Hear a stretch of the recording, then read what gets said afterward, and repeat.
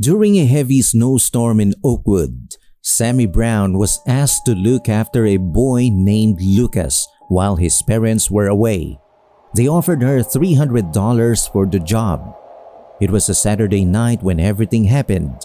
Lucas was already asleep while Sammy watched TV in the living room. Suddenly, there was a loud knock at the door. Sammy checked the time. It was almost midnight. She didn't want to open it. Then a few men started banging on it, shouting at her to let them in. Sammy got scared. She peeked through the window and saw someone standing outside. She got really scared and ran to call the police. The police said they might take a while because of the bad weather. They told her to hide with Lucas until they arrived. Sammy hung up without thinking and realized the banging had stopped. She peeked out the window again and nobody was there. Then she heard glass breaking from another room. Sammy had panicked. She ran to get Lucas. She couldn't leave him behind. But as she went upstairs, she heard footsteps and laughter downstairs. She had to act fast. She covered Lucas's mouth and hid with him in his toy closet. They waited in the dark, scared and nervous. They heard people coming closer. Sammy thought they were going to get caught. Suddenly, they heard police sirens outside. One of the men swore and they all ran away. The police later caught the men. Sammy and Lucas were safe. It was Ashley's turn to babysit her cousin and his squad during their overnight stay. Ashley's uncle had promised her a tidy sum to keep an eye on the kids for the night. Initially, she thought it would be a breeze, just spending the evening playing video games with a bunch of energetic 10-year-olds. Little did she know, the night was about to take an unexpected turn. Suddenly, the tranquility of the basement gaming session was shattered by the sound of footsteps echoing from upstairs. Two of the kids also heard the noises, sending a wave of apprehension through the group. With 5 pairs of eyes anxiously fixed on her, Ashley's gaze darted to the wide-open basement door, her heart skipping a beat. Without hesitation, she instructed the kids to stay put as she hurried upstairs to investigate and secure the door. Struggling with the lockless door, Ashley hastily directed the kids to take cover in the nearby workout room. With a swift flick of the light switch, darkness enveloped them as they huddled together, straining their ears for any sign of danger. The tension in the air was palpable as heavy footsteps reverberated through the noise, each one heightening their sense of unease. As the minutes stretched into an agonizing eternity, the doorknob to their sanctuary began to turn, prompting tears and trembling among the children. Ashley's voice cut through the darkness, commanding them to remain silent as she braced herself against the door with whatever makeshift barricade she could find. A brief respite came when the intruders seemed to retreat, but it was short-lived as the ominous squeak of the boiler room door followed. With adrenaline coursing through her veins, Ashley redoubled her efforts to keep the kids safe, pushing against the door with all her might. Finally, the footsteps receded, leaving them in eerie silence. Taking stock of the situation, Ashley discovered the front door ajar and the bedrooms in disarray. Despite the chaos, she breathed a sigh of relief, knowing that aside from a few stolen items, everyone had emerged unscathed. During his teenage years, Amanda Wood frequently took on babysitting duties. She lived near a prosperous neighborhood where people were more generous with their pay. Demands for babysitter was high, so Amanda managed to earn a decent income. Among the many children she cared for, one experience stood out as particularly peculiar.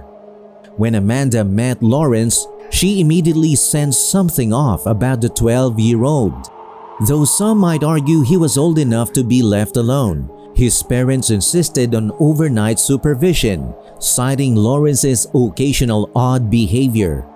The boy spent most of his time in a large toy closet, engrossed in building with Legos and other toys. Amanda didn't pry, preferring to let Lawrence do his own thing. However, he couldn't help but notice Lawrence's constant talking, as if someone were with him.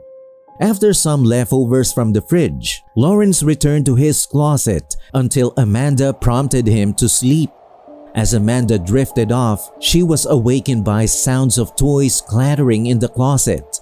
Calling out to Lawrence, the noise ceased, leaving Amanda perplexed. Despite the darkness, Amanda discovered the closet light on but no sign of Lawrence. An hour later, Amanda was roused again by dim light filtering from the closet. Convinced Lawrence was playing a prank, Amanda confronted the closet, only to find it empty. Panic gripped her as she dashed to Lawrence's room, where the boy slept soundly in his bed.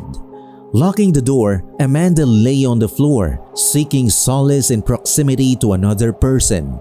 The next day, Amanda chose to keep the unsettling experience to herself, accepting his payment and leaving without further ado. Though time passed, the memory haunted her, leaving her with unanswered questions and an enduring sense of unease.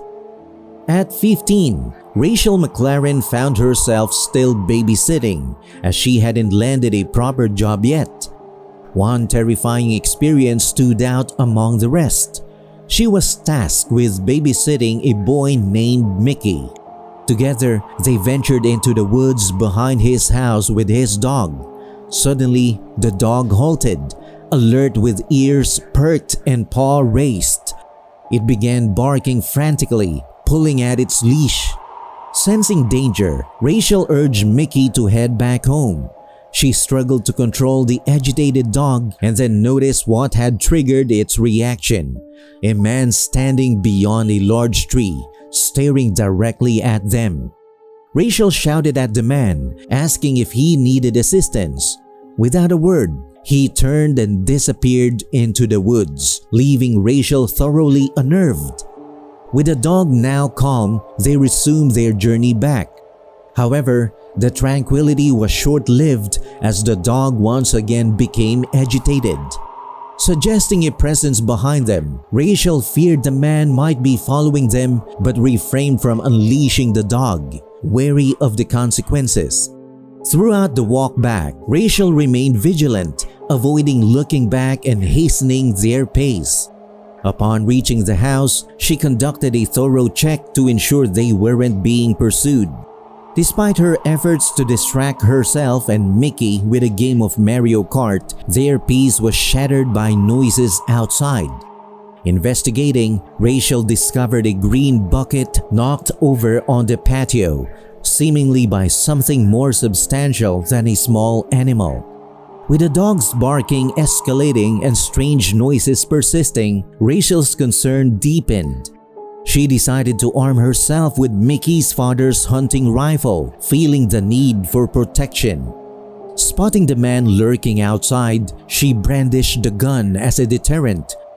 Though he eventually retreated, Rachel remained on edge throughout the night, haunted by every sound. A week later, Mickey's parents contacted Rachel, revealing that a suspicious man had been spotted lurking near their house. They sought Rachel's description of the man she encountered, confirming their fears. Despite their pleas for her to continue babysitting, Rachel respectfully declined, haunted by the memory of that unsettling night. What's the most unsettling babysitting experience you've ever had? Let us know in the comments below. And if you have any scary encounters, share your experiences with us. Don't forget to like, share, and subscribe to Fearflix for more videos like this. Thanks for watching and see you at the next one.